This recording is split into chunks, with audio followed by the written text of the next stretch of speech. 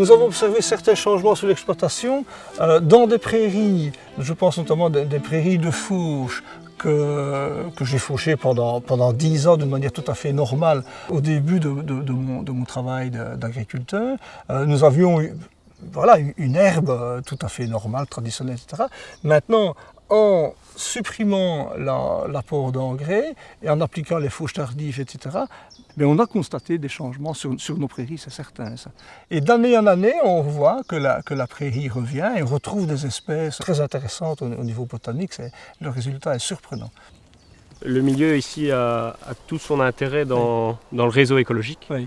Ici, la prairie va jouer un rôle de réservoir dans lequel la faune ou la botanique va pouvoir évoluer, se développer. Selon moi, le maillage écologique, c'est l'ensemble des éléments naturels qui structurent le paysage. Éléments naturels, ça peut être, comme derrière moi, par exemple, une haie, ça peut être un arbre isolé, ça peut être des fruitiers parmi un verger, ça peut être une mare, et encore bien d'autres comme ça, éléments naturels.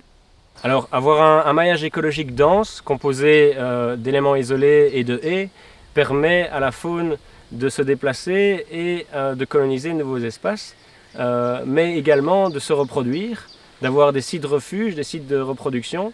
Donc voilà, par exemple, ici on a une haie dans le maillage écologique qui est très intéressante parce qu'elle est restée vive.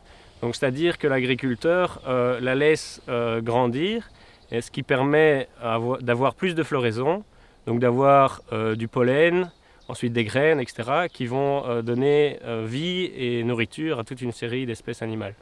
Les haies ont aussi des intérêts pour les agriculteurs et pour le bétail qu'ils tiennent. Par exemple, la haie va pouvoir jouer des effets brise-vent, des effets aussi d'ombrage. Donc l'intérêt de l'agriculteur est quand même là aussi. Donc certains choisissent de les conserver et de les placer en méthode agro-environnementale.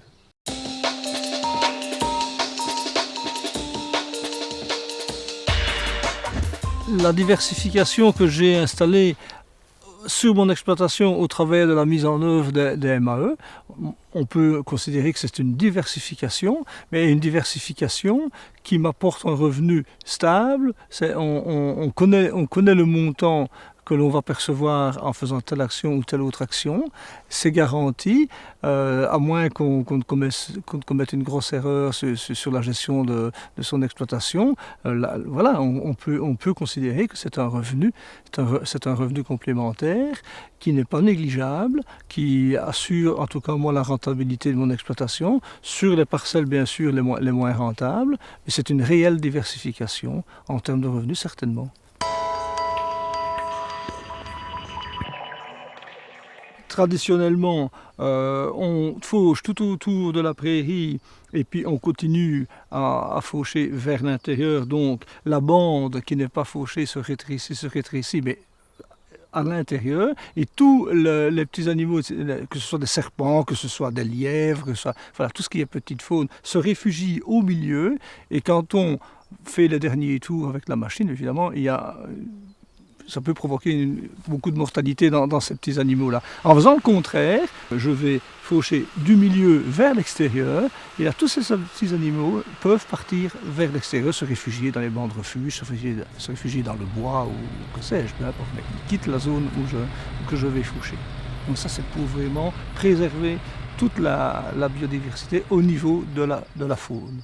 Bien entendu, pour la mise en œuvre de cette fauche sympa, il y a un minimum de fauche sur l'extérieur qui s'impose. Je dois prendre au moins 2 bandes aller-retour le long de la parcelle pour permettre à la machine, au tracteur, de manœuvrer pour revenir chercher ses tours, etc.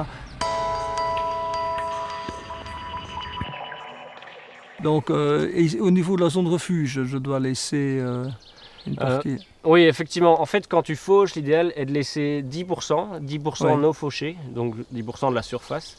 Le pourquoi de cette zone refuge, c'est pour avoir en fait des supports sur lesquels la biodiversité, type les insectes, les papillons, vont pouvoir faire leur cycle complet, cycle qu'on dit souvent annuel. Nous sommes engagés dans les différentes MAE par goût. On s'est dit, ça peut être...